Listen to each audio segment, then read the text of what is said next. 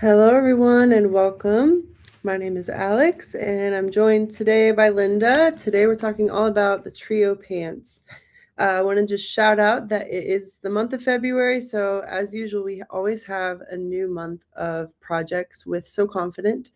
And this week we have our first Q&A of the month for Savvy Elite and Basic members, all of our memberships. You guys are going to join us this week for a Zoom Q&A with our team. And if you still want to join So Confident, this month is all about the urban t-shirt that we've turned into a cowl top.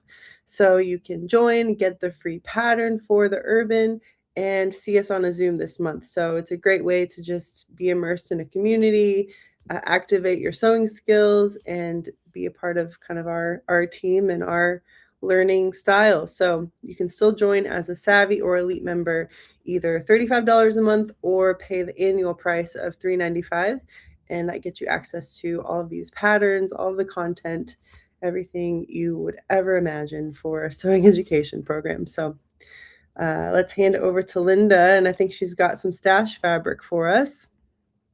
I do. I'll just get right into that. So sometimes I just don't know where I've gotten things.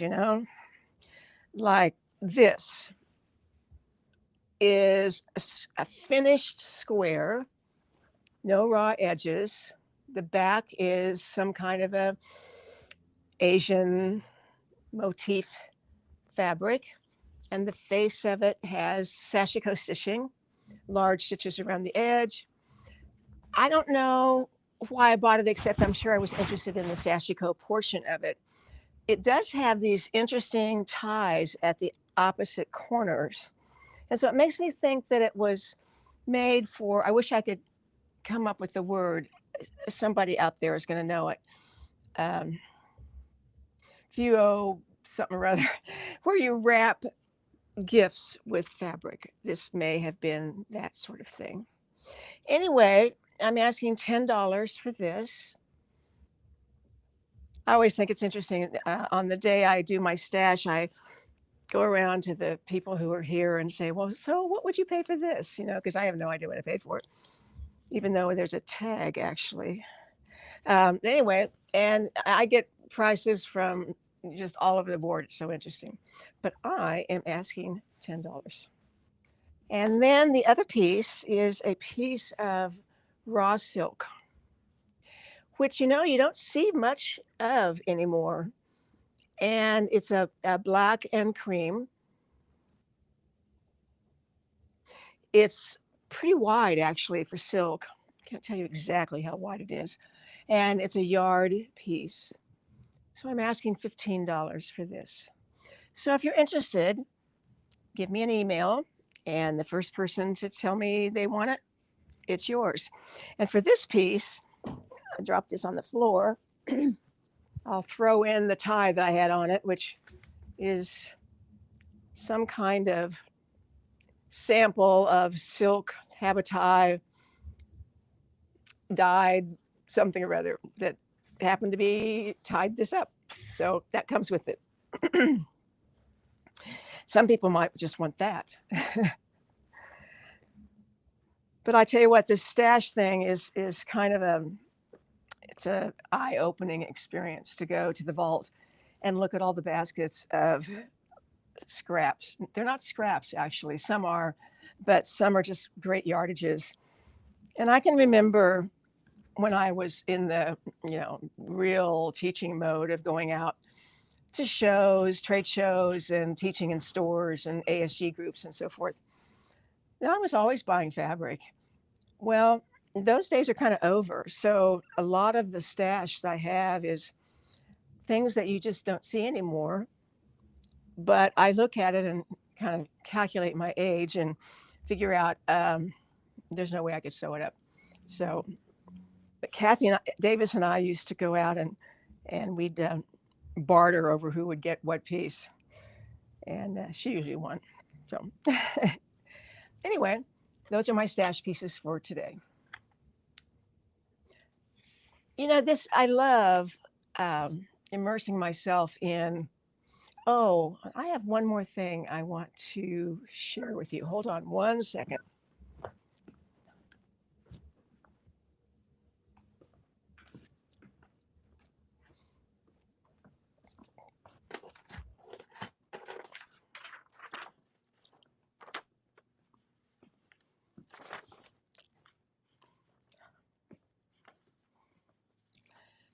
Okay, sorry about that. Um, my mother was an English teacher. My father was a printer. And so words were a big deal in our house. And somehow, and I never know how I get on these lists, but I am on some list called dictionaryscoop.com.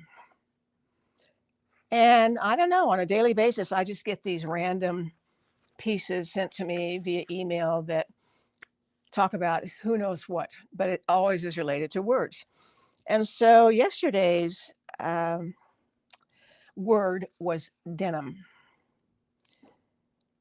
So, we know that Levi Strauss was really an important company in the history of denim in the United States.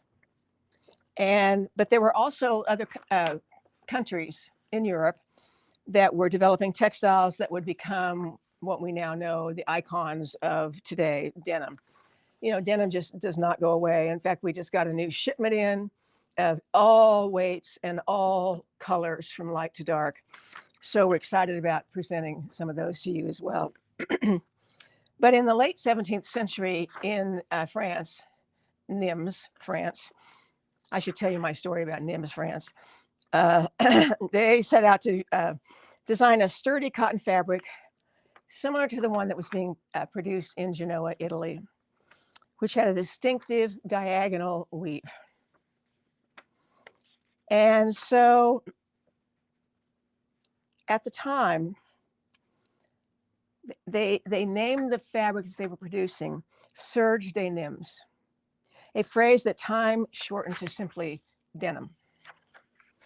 Well, then, what happened to the original Genoa denim? And people in France referred to the fabric as jeans, Genes, like the city. But when English speakers heard about these clothes from jeans, they annotated the textiles as jeans, Jeans. I love the evolution of words. I don't know. I think people have always been interested in words, the origins of words. I caught something on Instagram the other day about how people are beginning to use pencils again. That we had gotten away from that. Well, we got away from writing actually, but we're coming back to it. And somebody I was talking to yesterday, I think he was from Abilene, Kansas. He was in here with his wife who was shopping, and he said that the generation of 14-year-olds and younger are interested in analog activity, and they're not as into their screens as that next generation, and they're using pencils and paper. I love that. So, and by the way, Blackwing makes the best pencil you'll ever use. So check them out. Anyway, a little history about denim, which has nothing to do with what we're talking about today, but I had to talk about it because I thought it was interesting. I must have too much time on my hands, I guess, to get into all that. But I do love the history of textiles, and I have a lot of books in the vault that have a lot to do with that. And it's interesting how things have changed. Mostly, I think, because of the addition of spandex, lycra. All of those are the same thing. It just kind of depends on where you live. And I refer to things as spandex. We have trade names for those. Elastic is probably, that's the generic word actually. But I'm always looking up something in a book about a textile. And my favorite book is the Fairchild Dictionary of Textiles. Now, I just happened to look today. This was first written in 1915. And then it was updated in the 20s, and then it was updated in the 50s when spandex came along and fabrics began to stretch. And there was the whole wash and wear thing. We didn't used to do that, but now we want to wash our fabrics if we can. So if you're a book person or a dictionary person, I suggest you check this out. It's been updated in the 80s, I think. So it probably includes a lot of the technology that's happened in fabrics, um, which would be the reason it would need to be rewritten. Yeah, second printing was, gosh, okay, 1984. It was updated. So I don't know if there have been things since then or not. That'd be interesting to think about. So check that out. Fairchild is really well known in the sort of education book department. Excuse me, I'm going to cough.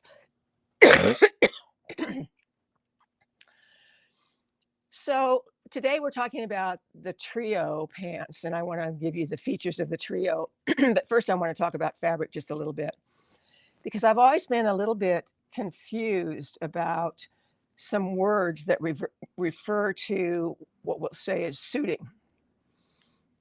And, you know, there's words like worsted, tropical, and I really didn't know the difference. I'm not sure after reading the definitions of these words if I know anything more than I did before I read it, but at least it was interesting. So, worsted is a woven fabric that has been spun from combed wool. Now, whenever you can ascertain that something was made from combed wool, you're going to know it's the best quality you can find. And if you look at certain websites like Armani, Zegna, Loro Piana, Tom Ford, Prada, those people that sell those really, really fine suits that start at $5,000, you know, and go up from there. The beautiful, beautiful tailored suits. If you can find the words combed cotton relating to those, you're going to know that they sell clothes made from the best fiber they can find. Tropical, I kind of thought was the same thing, but it isn't really. Um, it's lighter weight. It's a summer suiting, and it's made of tightly twisted yarns woven to permit air circulation, which I find really fascinating, because it would seem to me like that if a fabric was tightly woven, it would not be known for circulating air. But apparently I'm wrong, because that's why you see so many beautiful suits in the summer in tropical weight wool. So on the wall back of me, we have all of those varieties. Um, I think the word serge is one that I didn't know much about, because that's not identified too well when we buy fabrics. Serge was originally silk. It's now wool and silk, and it is a diagonal weave. Now, back in the sewing workshop days in San Francisco, we had a teacher by the name of Roberta Carr, and she at one time owned a beautiful fabric store in, I think, Palo Alto. I could be wrong about the city, but definitely south of San Francisco. And she told me, I told her I owned a fabric store in Topeka called Threadwear, and she gave me a lecture on gabardine. Gabardine is a diagonal weave, kind of a hard surface, twill. She says in her fabric store in Palo Alto, there is no way she would sell gabardine. And I remember about the same time, a teacher by the name of Charmaine Fouché wrote an article for Threads called Taming Gabardine. Well, if you have to tame a fabric, do we really want to mess with it when there are other alternatives? So I have never been someone who has been the least bit attracted to gabardine. And you might think about it. It's because of the nature of its weave. It is more difficult to press. If you can get it pressed, it'll hold the crease, but it'll always be kind of a soft crease, which is maybe fine. I don't know. I don't want to have to. I'm going to show you the tools that I use when I do work with wool, but that's been pared down from a whole bunch of other things that I used to use, and I just don't want to do that anymore. It's not how I dress, even though I think the fabrics are beautiful. Gabardine is beautiful. But you can tell by the way it drapes that it's a different ball game than a tropical or a worsted or even a flannel or something like that. So I'm going to show you some tools that I have at my close by when I'm pressing anything. Now, most of this information came to me when I was studying tailoring, which we don't do so much anymore. And I think that's sort of sad in a way, because it's through tailoring that I've learned so much that I'm able to apply to a simple cotton shirt or a silk blouse. I don't know, that those skills are leaving us, which is sort of too bad. But let's start with, in my opinion, my number one tool, and that would be a ham. Now, they don't even make a good ham anymore. This is the kind of ham that we can get. It's not great. It has wrinkles across the seam, which I don't care for because of the way I use it. But it's just about the best I can find. Now, I have other hams that I've picked up at garage sales and in odd places, and they're a lot better, and they're stuffed differently, and they're made of different materials. But this is what you're probably going to find in the stores or online now, unless you can go to eBay or Etsy or something like that. So I'm constantly trying to form my fabric. If there's a curve in a line, a sewn line, then I'm going to put that curve over here because I want to retain that shape. And the way I retain a shape is to put the piece right side up, generally. And I have a couple of tools. I have a clapper. I have a little one. I have this bigger one. And I have a bigger one. Sometimes they'll put a clapper on the bottom of a point presser. I don't really care for this as much, although it is nice to handle. It's just a little bit big. But I might put my fabric down, and then I might give it a little moisture. Now, I used to have something called a dauber. I couldn't find my dauber. You can tell how much I don't use it anymore. But a dauber is a 3-inch wide piece of wool, maybe a lightweight flannel, in a strip, and I've rolled it up.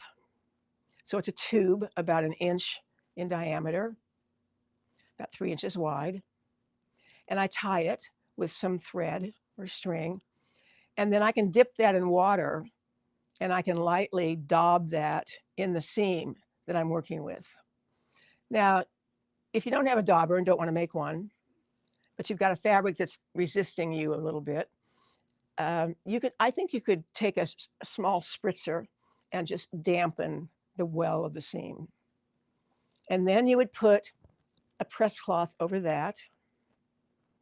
Now, the press cloth that I use is a piece of organza, silk organza, not polyester. So I want to be able to see through it. I want to be able to see the seam, see what I'm doing, make sure I'm not pressing something I don't want to press. And then I'm going to clap it. Hold it there. These are the pieces of equipment that draw the moisture out of the fabric. And then that allows it to dry and settle into the shape that you want. But it also, because there's a curve, I'm not clapping the edge where you might have some show through. The other tool that I might use is a mitt, pressing mitt. You can still get these. And sometimes it just needs a soft press.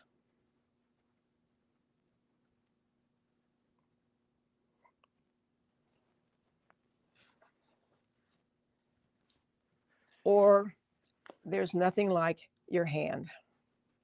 But I think we tend to overpress. We're so used to working with linen and cotton and even silk, and we're getting a good, serious press. Well, generally with wool, you want a softer press, and you're going to get that with these kinds of tools. We carry pretty much all of these. not the press mitt we don't carry. I don't use that as much as I used to when I was making tailored jackets and suits and that sort of thing. So be sure you have your pressing tools. Let's see. That's about it for that. Okay, let's look at the trio pants. I happen to have on the trio top and the trio t-shirt, but I have on Picasso pants, which are very close in shape to the trios, but they don't have pockets and they're different, but they look the same. I always have to take a second look when someone walks in and they have on Picassos or trios, and I have to check it out and see what's what. Okay, so here are the trio pants. They have the famous flat front waistband with elastic around the sides and the back. There's a side panel, so there's no real side seam. There's a seam here and a seam back here. My microphone just fell off.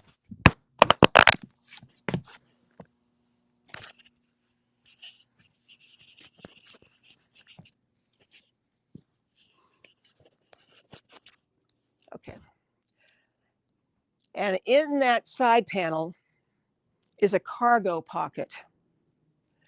And you can either finish the top of that with a zipper or a button, but it's a real deep pocket.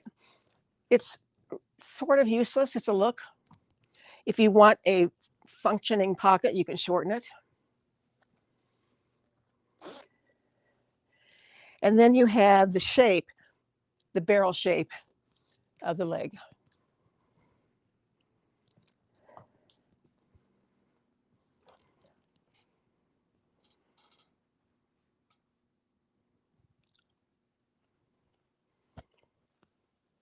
Here's the bottom of the pocket. Has a little dimension to it.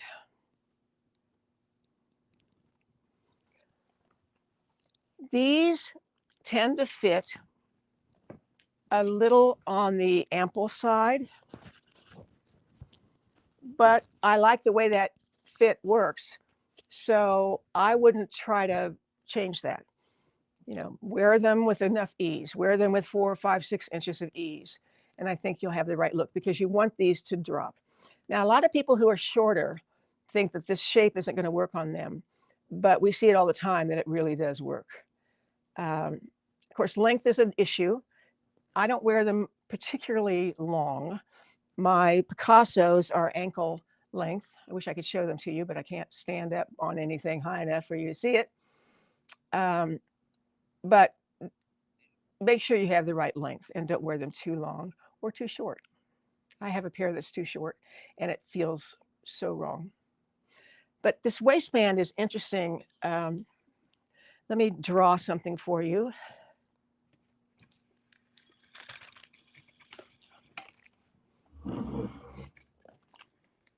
I see the reflection of the lights in there. I hope that's not too disturbing.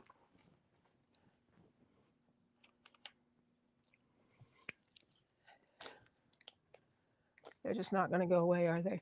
Okay, so you have your, well, let's try another one. This is my day of things falling and microphones falling. Okay, try this.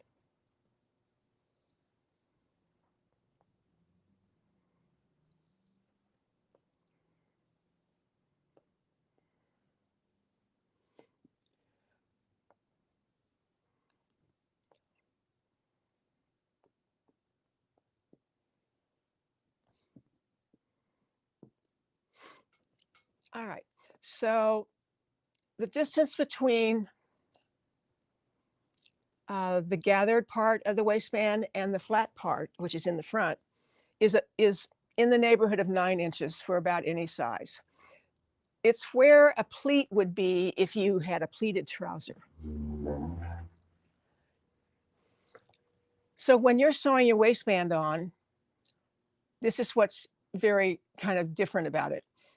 You want to start and stop your stitching 2 inches that straddles that dot, which there is on the pattern, and that's where you're going to insert your elastic.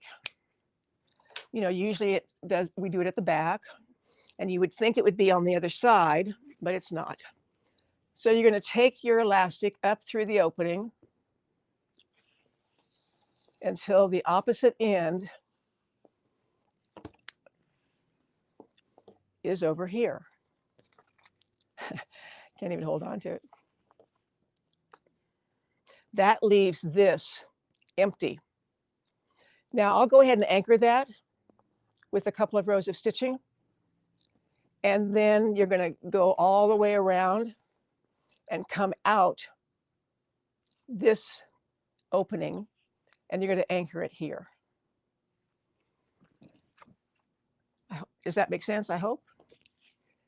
Then, of course, I do my share of measuring and pulling and making sure that that's evenly distributed, the gathers, through that part.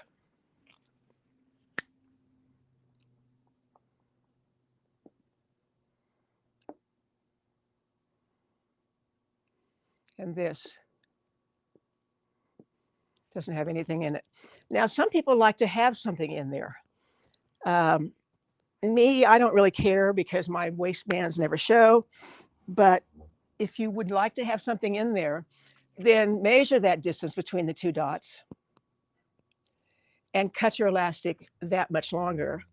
And when you feed it through, you're going to stop the end here, let that be flat, anchor it, and then start your gathering portion of it.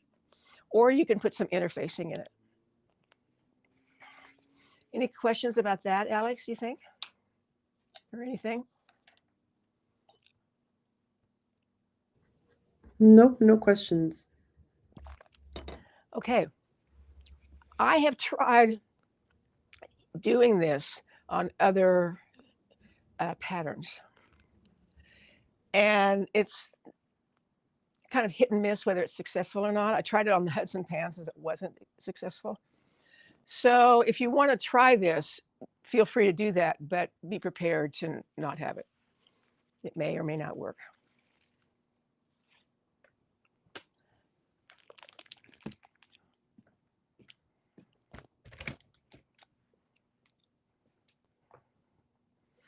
Okay. I want to mention one thing about pressing again. In my opinion, the pro about pressing is a woman by the name of Cecilia Podolak from Canada, West Coast Canada. And she's written a book. She has videos.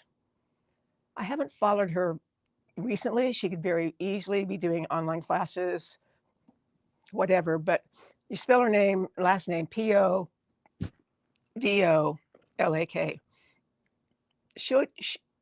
It's comprehensive what she will do. But I respect her in that I think that pressing is as important as sewing. And I see a lot of people come through here for Sew Kansas or whatever. And, you know, the piece might be sewn well, but no regard to pressing whatsoever. That is a big reason why I don't wash everything. If I have built in some shape into a garment, then I want to retain that shape, and the dry cleaners aren't interested in that and don't know that they need to do that.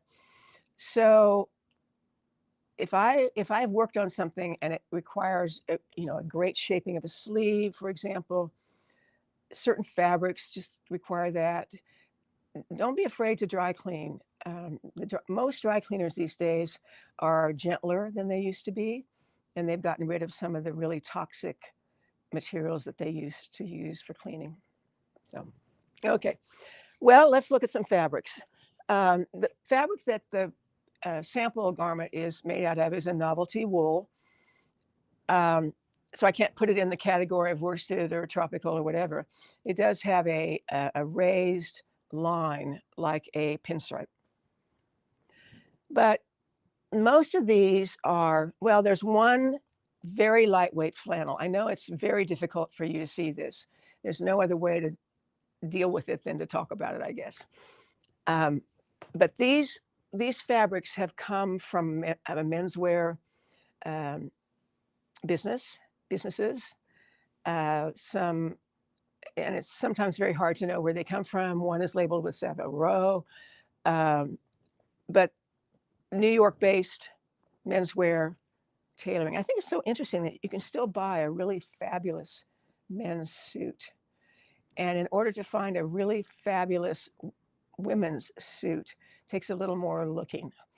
Armani makes beautifully tailored garments. So they're there and they're expensive, but boy, do you feel like $1 million when you have them on. Okay, so the bottom, it would be your right, I guess, is a black, very, very fine baby flannel. Classic flannel. These are, for the most part, all wool. I believe this is all wool. Yep. 60 inches wide. But to feel this, it's just luscious the way it's so soft. But when you look at it, you don't see it as a flannel. But it's definitely beautifully draped. Now, we sell Bemberg rayon lining. And if you are sensitive to wool, you may want to consider lining the pants. And I've had questions about, well, how do you line pants? Well, it's pretty easy, really. You cut out 2 pairs of pants. You cut out an outer fabric, let's say the flannel, and you cut out a pair of pants in Bemberg rayon. Obviously, you don't need the waistband in the lining. And you cut the lining to the finished length of the pants. So if the pants have a 1.5-inch hem, you're going to cut the lining 1.5 inches shorter than the cut line of the pants. And then you're going to do a little double, I'll call it handkerchief hem, double hem, 1/2 inch wide. And that's the finish on the lining. And the lining just simply gets attached at the waist, hangs from the waist, and it's loose throughout the whole pants. So if you're making the flannel and you don't think you want the wool, even though it's soft as can be, you can line them in the Bemberg. Bemberg is the gold standard of linings. Now, we have Bemberg lining, and we're still buying it, but I do remember it wasn't that long ago that factory in Germany burned. And so there was a while when we couldn't get, for instance, black Bemberg lining. We're still buying it kind of from other sources. It makes me wonder if we're buying what people had left or if somebody else is producing them. I don't really know the answer to that. But it's still available in lots of colors. I mean, you don't have to line it in black, you can line it in red. It'd be fabulous. Or fuchsia pink, Alex's color. Okay. So then we have, the classic camel color. And this is a tropical weight, very lightweight. Now, this came to us as a wool blend. So it's hard to know exactly what's in it because it wasn't identified. But when you look at it and feel it, it looks exactly like a tropical wool. This actually has an interesting weave to it. And I don't know the name of it. I don't know the name of the weave. It's all wool, but it has what I'll call a little homespun texture to it. So you can definitely see the texture, not from a distance, but up close. But it has the same properties as a tropical weight. This is, to me, the most classical tropical wool that we have. It's a char brown color. I don't know. To me, I'd have to have, these 3 colors in pants, probably. What I have on today is very similar to this. I love the color. It goes with everything, including black. So that, to me, is, whether you like brown or not, doesn't have anything to do with it, really. It just goes with everything. So this is, again, a tropical weight, very lightweight. You can, look at that. I can crush that and there's no wrinkling. That's the beauty of that. Tightly woven, air circulation, so you can wear this fabric in the summer. That's why men wear suits in the summer, because they are wearing that tropical weight that has the air circulation through it. This is tropical. Beautiful burnt color, all wool, pumpkin color, we're calling it.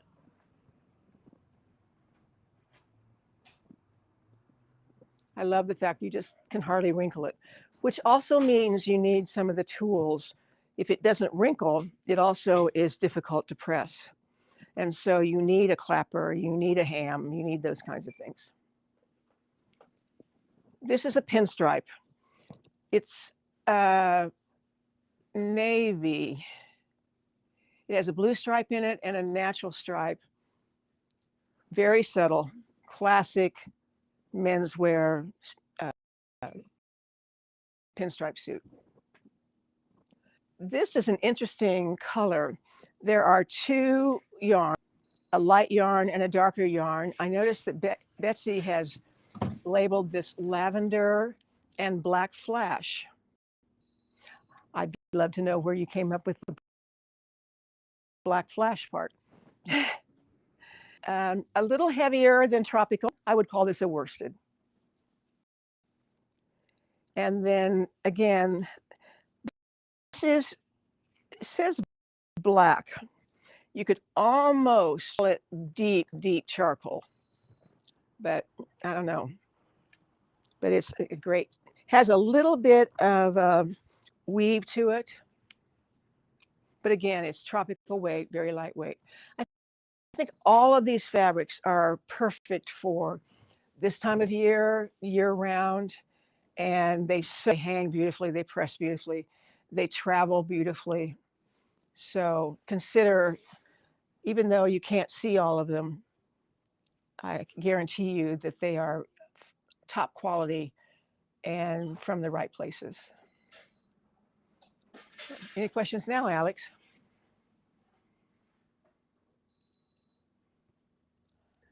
We also want to shout out a new tutorial that's on sale this week. So if you go to our sale category, then you will see that we have something called the Trio Pants So Confident. So this is our newest tutorial that's released. If you were part of So Confident last year, then you are familiar with this tutorial, but you can purchase this now. It's normally $50, but it's 15% off this week, and it includes our full 32-page tutorial about the Trio pants, which gives you a step-by-step picture walkthrough of how to construct the Trio pants. It also includes details on how to do the zipper pocket option and how to sew the waistband.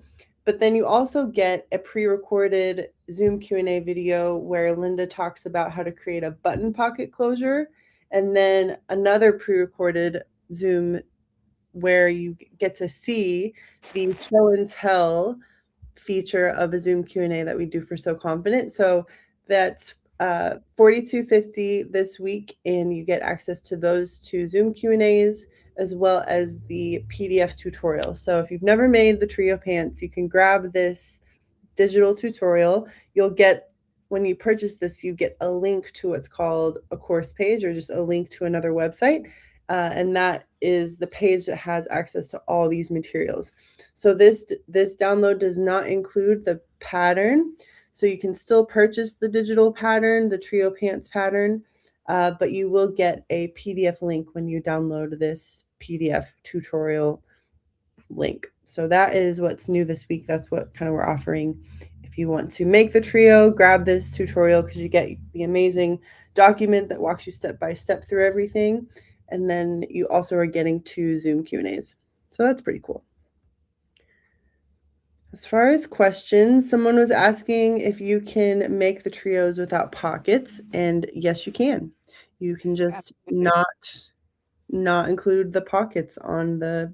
You don't have to do the cargo pockets. If you want a pocket, you could put it in one of the seams, an inseam pocket. You have a seam right here, and you could put a pocket in that seam right here.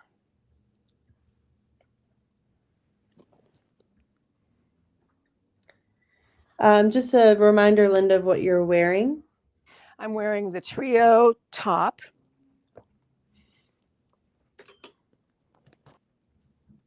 This is the Trio top. It's in silk chiffon. I'm wearing the Trio t-shirt, and I'm wearing the Picasso pants. I need to make myself a new pair of Trio pants, actually. The pairs I have at home are a tiny bit too big, so I need to. And redo that. the trio top pattern is a PDF pattern. The trio t-shirt pattern is a PDF pattern. So those are two separate patterns you can get.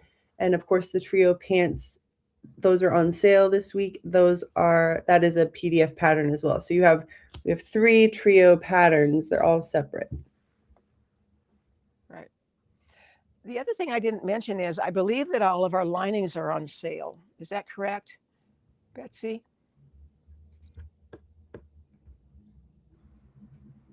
Yes. Okay, thanks. It's a good time to pick up some lining, whether it's for the trios or not. Just have some lining on hand. I'm always using lining for pockets and bindings and who knows what.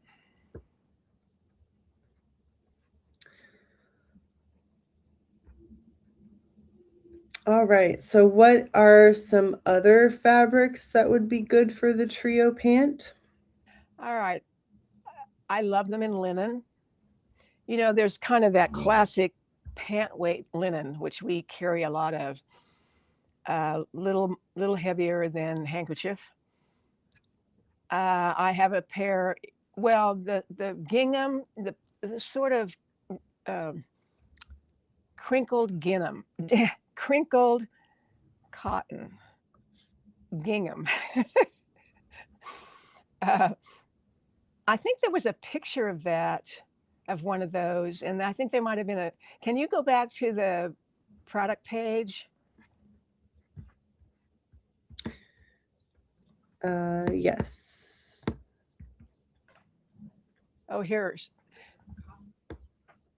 Yeah, these happen to be there. There they are. Those are Alex's trios in. It's a fantastic fabric, and we have like 3 colors left.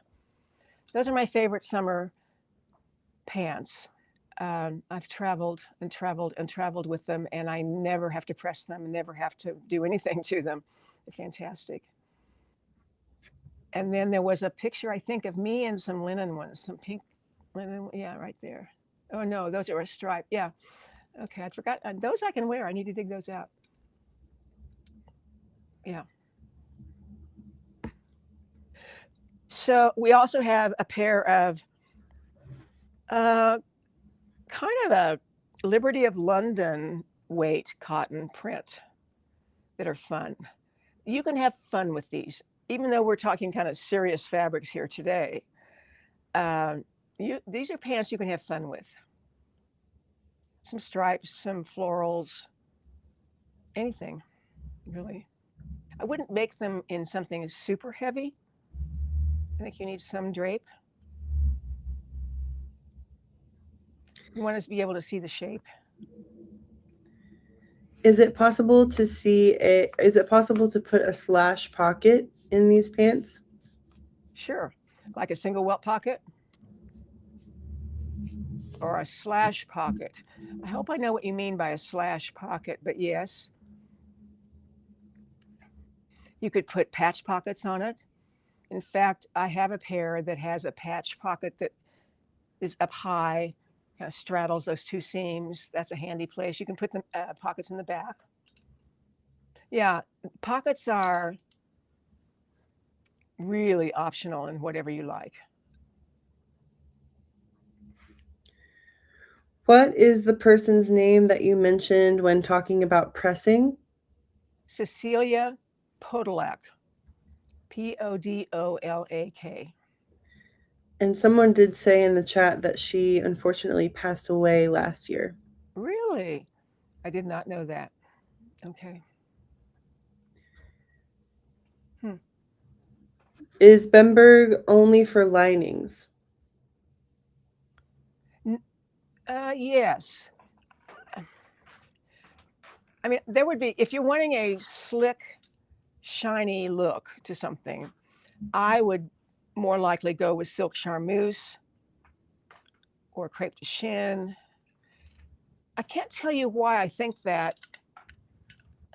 Bemberg rayon is not a fine fabric in terms of. I've never really seen clothes made out of it.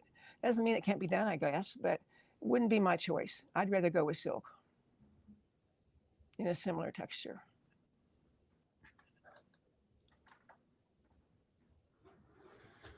I use other things for lining besides Bemberg.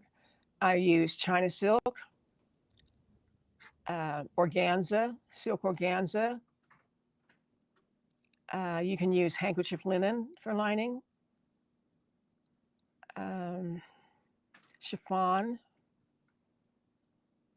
A lining choice very often is selected because of working with.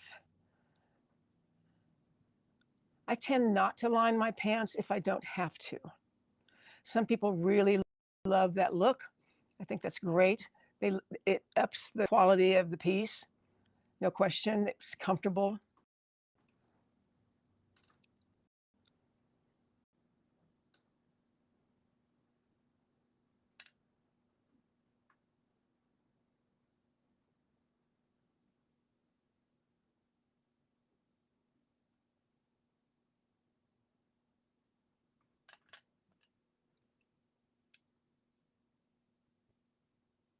Why is the length important for the trios? I have issues with my kinkles showing.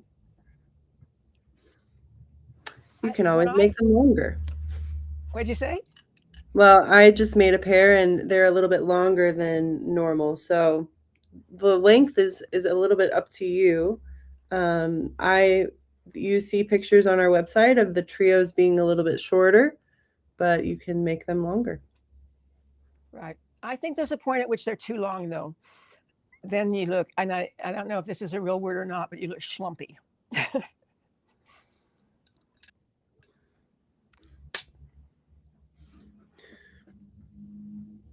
All right. I don't see any more questions. Okay. So just as a reminder, we have all things trio on sale this week. So we have this new online workshop, the Trio Pants So Confident tutorial and Zoom sessions. So that's for sale for you guys this week.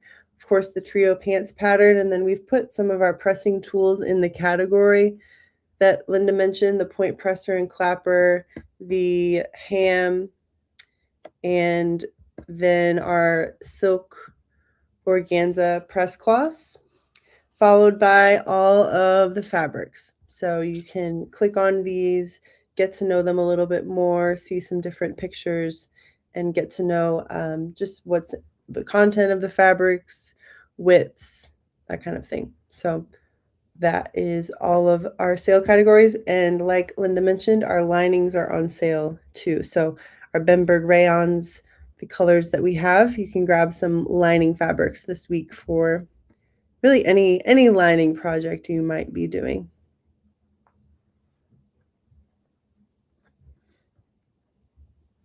Thanks, everybody, for joining us. Appreciate it. All right. Thanks, everyone.